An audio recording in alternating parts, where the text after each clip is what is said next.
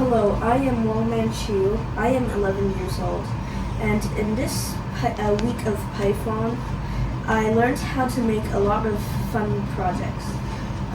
My three favorite ones was the story creator, the budget calculator, and rock, paper, scissors.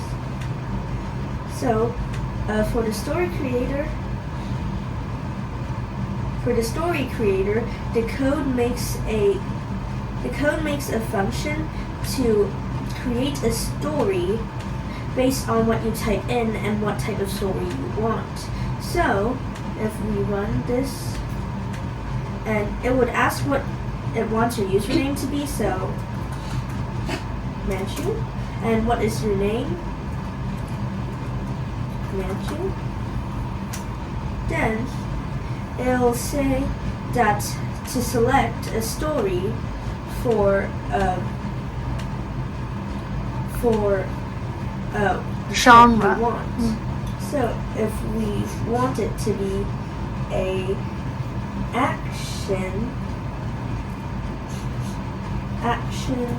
story, it will type out a story that uses your username as the main character, which I think is really cool. And my second favorite Python project is the budget calculator. So the code allows you to add the numbers and subtract them to see if you have enough money for some items. This will be really helpful when you're shopping. So firstly, it asks you for your allowance, and then if you type in a number, perhaps $100, then it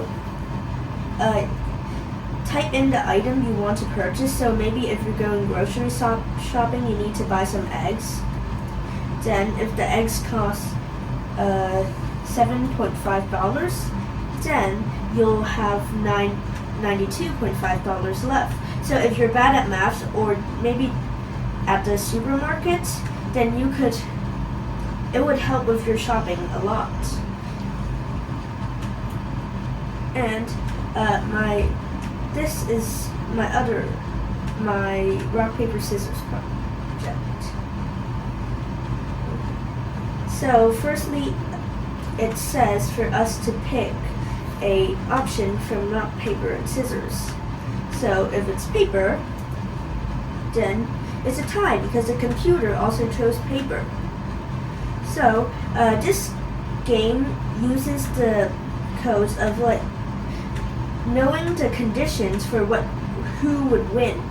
So yeah, if the computer is scissors and you're rock, then you win, and all the winning outcomes. But if it's not one of those winning outcomes, then you must be losing. So it types you lose. But I also had time to make my own code, and if I type in gun here, I'll win.